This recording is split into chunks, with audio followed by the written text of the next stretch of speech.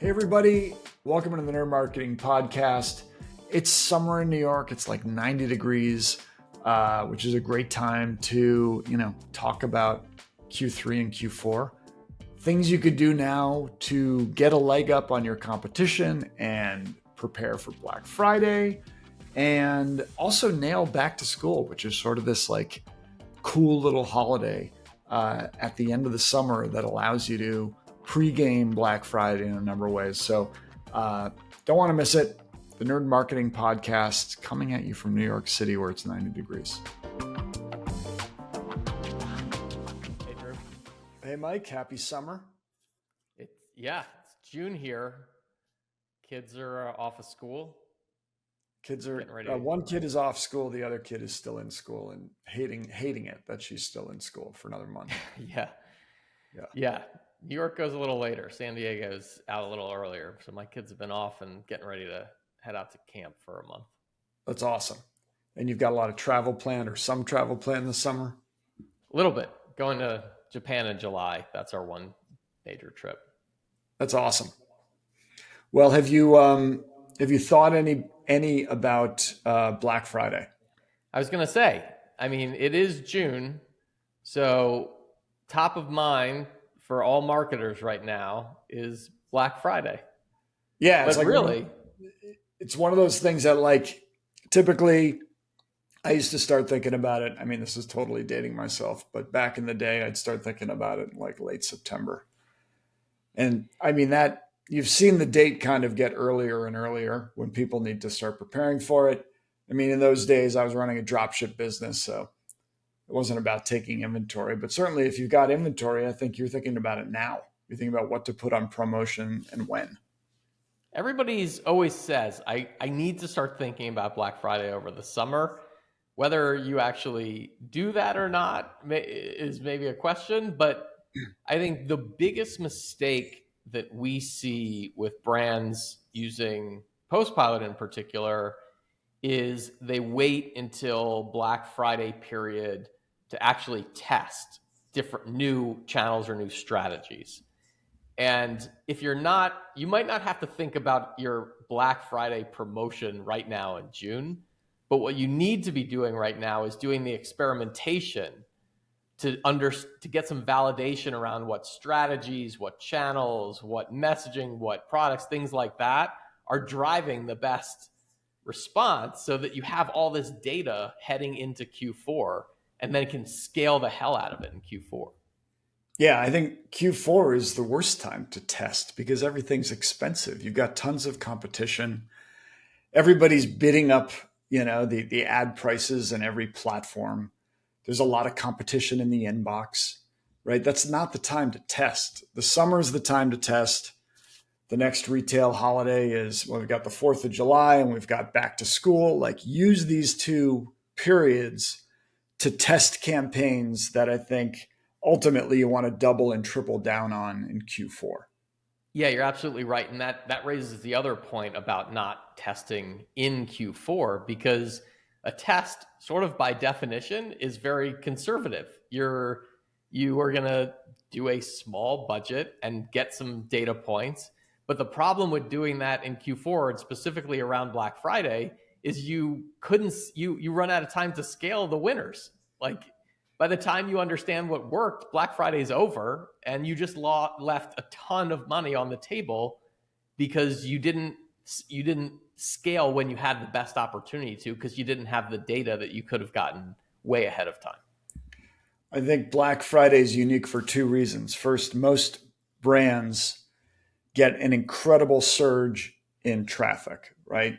You're going to see it on your site, your email signups, everything goes through the roof. And then second, that traffic converts higher than it has in the past. They've got their credit cards out. So it is not the time to test. It is the time to capture. You're out there to capture demand as much as you can.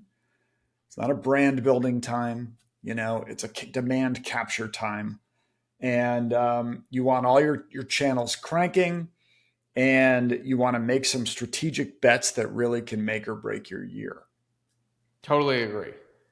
So what would be sort of your number one test to run now over the summer before Black Friday to get some of those learnings? Well, I think we're in an interesting position because we run a direct mail platform, right? And so, this is the channel that we have seen historically. A lot of brands say they want to start testing in Q4. I want to test because they realize almost too late that the inbox is crowded and Meta is expensive. And it's like, okay, I think I should probably fire off a direct mail campaign, right? And there are a lot of strategic reasons why you'd want to lean in on direct mail in Q4.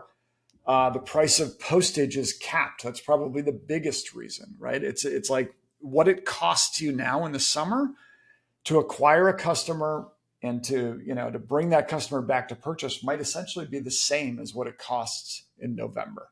So that's one big reason. And the other is zigging when everybody else zags. Your competitors are going to be stuffing the inbox. They are going to be on Meta. They're going to be bidding up prices. And the physical mail inbox is not going to be as crowded. And you have a chance to stand out there, right, and convert higher. So it's a great time to test direct mail now in June and in July. And we want to talk about the number one thing you can do to test direct mail. What is the number one thing, Drew? So the number one thing you can do now in the summer to test direct mail to prepare for a killer Black Friday is what we call a recency test, right? So everybody comes to us November 1st and says, hey, let's pull back some of our existing customers. Now's a good time. I'm going to look into my database. I've got customers going back 5 years. I want to pull them back to buy. And then they crack open Klaviyo or OmniSend and they say, oh, wait a minute. Only 10 or 20% of this massive audience is actually opening my emails. So until direct mail, you probably said, I can't target that other 80%. But now with direct mail, you can. But you typically don't want to go back as far as your customer file exists. Like at some point, if you could imagine from the most recent customer, the customer who bought yesterday, all the way back to the earliest customer who ever purchased, you line up all your customers. At some point in there, it's going to start out very profitable to market to them. And then the profitability is going to decrease with increasing recency for the most recent purchase. And eventually it's going to shift to be negative. And you're no longer, it's no longer the marginal cost of going to customers that are more and, less and less recent after that point. They're goes gone. up. Right. It's gone. You lost them at some point. Yeah. And so, I had a brand come to me the other day that said they have a couple million customers in their customer file. What can they do now to test direct mail? Like, we don't want to drop a mail piece to all of them. And that's probably true. You don't want to do it yet, right? What you want to do is you want to bucket your customers, and the number of buckets will typically depend on how big your customers are and the overall recency. But take, for example, 90-day buckets. In other words, bucket one is people who ordered over the last 90 days. Bucket two is day 90 to 180, like they haven't been around in 3 to 6 months, right? And you just bucket all your customers going out. You can do it every 30 days. You can do it every 90 days, whatever. And then you want to drop a nice sample of a campaign, the same campaign, into each bucket. 1,000 carts, right? And you're going to typically see, hey, this 90-day bucket, 0 to 90 days, had a killer ROI because they know, their addresses are all correct. They didn't move. They ordered from us last week. They know our brand. Of course, they're going to take the coupon or they're going to take the promotion. Maybe it's a 20x ROAS. And then the next bucket will be a little bit less than that. And it's going to keep decreasing until the point where you say, like, okay, this is no longer profitable given our margin structure. So we call that a recency test. Very easy to set up. Bucket your customers, send to a sample of the overall number of customers. We can chart out and show how that ROAS declines with increasing time since the most recent purchase. And then when Q4 comes around, you basically want to send en masse to everybody who's profitable before that point. Mike, what's a recency test and why do all brands want to play around with it right now this summer? So a recency test is testing into different customer cohorts based on how long it's been since they've last purchased. And what you're going to see is that performance declines over time, but you want to figure out where that inflection point is of profitability. And for some brands, you might be able to target people who've not purchased in 6 months. And then after that, it's not profitable anymore because they're too far gone. For other brands, you could target 4 years or 5 years and still profitably reactivate customers at that time. The key is learning which cohorts are profitable for you and which aren't, and testing into them with a modest budget now so that you can scale into them later. And so you will set up your test where we create these different buckets of people who haven't bought in 6 to 9 months and 9 to 12 months and 12 to 18 months and so on, and track each of them in a real-time dashboard so you can see how they perform. And you'll see that typically recency is the biggest indicator of performance. And so you will see it start to decline as you go further and further back. But again, you will be very surprised by how far back you can actually go and profitably reactivate a dormant customer. And getting that learning now with a small test means you can scale to the moon over other peak periods like Q4. And you can even further segment those people by frequency as well, because you might find that somebody who only bought from you once, you can profitably reacquire them or reactivate them at 6 months. But somebody who's bought from you twice, maybe you can go back a year or 2 years. So that recency test and mixing that also with some frequency cohorts is going to give you really clear validation as to what is profitable and what you can start to scale with in the holiday period.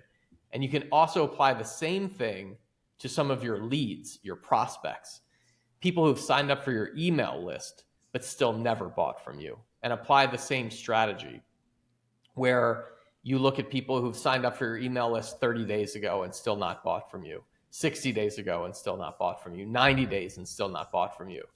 We can match those email addresses to a postal address with a high degree of accuracy, even if you don't have their postal address, and then get them to convert off that card, because clearly, by definition, they have not been engaging with or converting off your email list.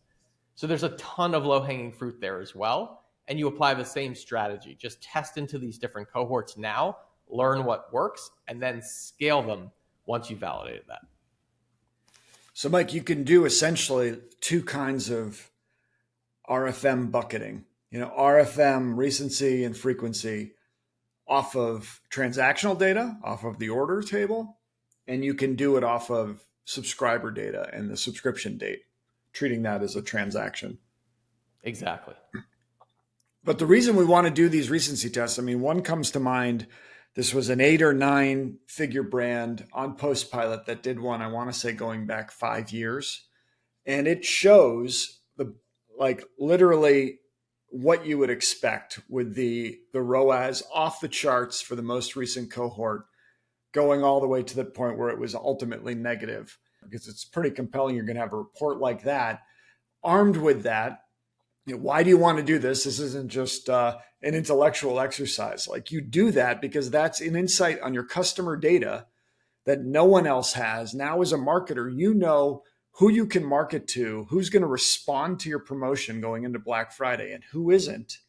And what you're ultimately going to find out is it's way more profitable once you've got that recency data to go back and market to existing customers and people on your email list versus essentially lighting money on fire, trying to acquire new customers on Meta during that time period.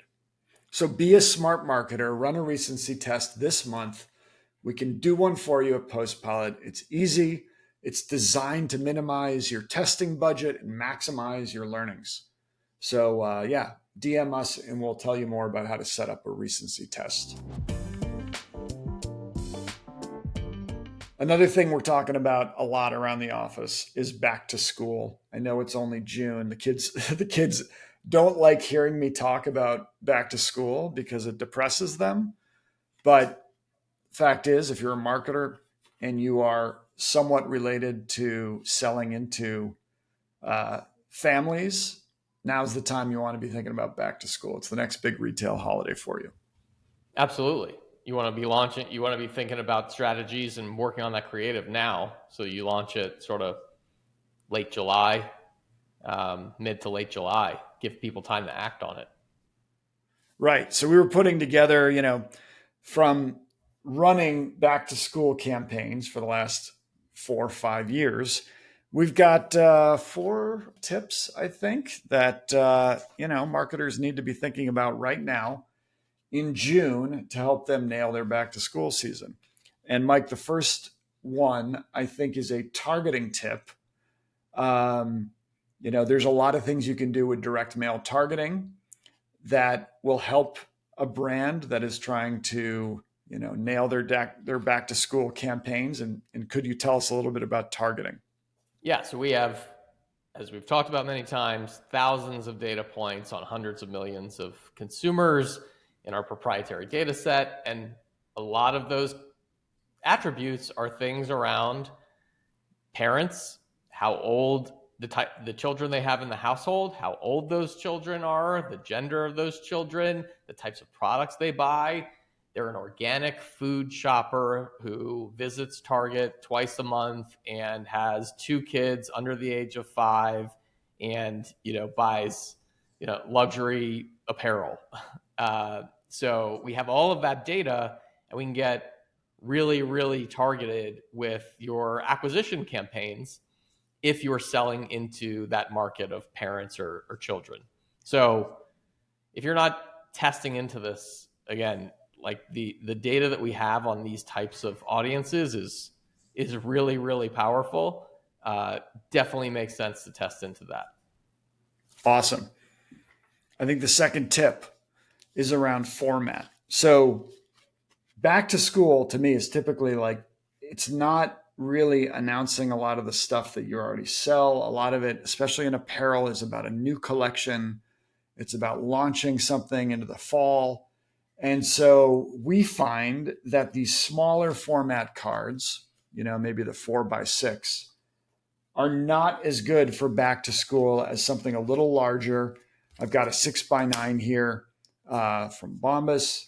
And then, of course, the Cartalog, which I have here from Hexclad, a big trifold, where you can really display your whole offering. So there's this rule of thumb in direct mail. If you want to increase conversions, put more product and more selection onto the piece. And so you have trouble doing that with a 4x6. But with the larger format pieces, certainly you can display more of your collection, increases the likelihood of getting a conversion, often costs the same as something, as putting more products on is the same cost as putting one product on a 6x9. So take advantage of the larger real estate and add some products, show off your new collection, use some of the targeting that Mike talked about. And it's sort of the recipe for a killer back to school campaign. Yep. What's your third tip, Drew? I think the third tip is, first of all, think retention. So everybody out there is putting together promotions and some thought and some merchandising into their back to school campaigns. You're probably working on the creative now in your email software. And it's just, hey, the realization that I had many years ago that campaign and that effort will only go to like 10 to 20% of your total customers in Klaviyo or in Omnisend, right? Like where you've got, say this, 100% of your previous buyers are in there, but only 10, 20% are active and opening your emails. In other words, the other 80% have never subscribed, they've unsubscribed, or they aren't seeing it, or they aren't opening it, right? And so you can run this analysis yourself. Go into Klaviyo, go into OmniSend, go into SendLane, create two segments, one of all previous buyers from your company. The second one, only show me those previous buyers who have opened an email in the last 90 days. And you're going to see it for yourself. I've seen it's typically 20%, right, that are opening. So what a win it is to get the other 80%. Like, you're already doing the heavy lifting. You're doing the thinking about the promotion, the merchandising, the offer. That's all going into an email campaign right now that you're going to send out at the end of the summer. Take that same creative, flip it to our team. At Postpilot, we'll get it into a direct mail campaign that essentially mirrors your email campaign, and you're just getting much more mileage off of it, right? So think about retention when you go into back to school. It's a great opportunity to not just get that 20% of your previous buyers, but get the whole 100%, and lean in on lean in on a retention campaign. All right, Mike, the fourth and final direct mail tip for going into back to school is to get into one of our shared mailers. So what's a shared mailer? Essentially, we share the real estate on a trifold, in a catalog, among a number of different brands. They are complementary and not competitive with each other. And we generate one target audience. We can do a little bit of lookalikes off those brands. We can also sprinkle in some of the direct mail attributes you mentioned earlier, but come up with a killer audience. And then we drop that shared mailer into those households, often for pennies, to reach a household. Why is that compelling? Because it essentially gets the cost down. It's low cost new customer acquisition because the brands are sharing the cost of that mailer. And it's also, it's hyper targeted. We put a lot of content on there around back to school. We make it really compelling, almost like a back to school catalog. So if you're not a brand that wants to sort of dominate and buy out an entire catalog yourself, or do your own dedicated mailer, the shared is a really interesting product to sort of get your CAC down over that holiday. Yeah, especially with really targeted audiences like parents with young children. It tends to work really well, again, because the cost is so low. You don't need a massive conversion rate to get a strong return. Yeah, our back to school shareds always do well. So DM us. We'll get you into the cycle there and explain a little bit more. They're filling up fast, and those are 4 great ways to sort of hack back to school.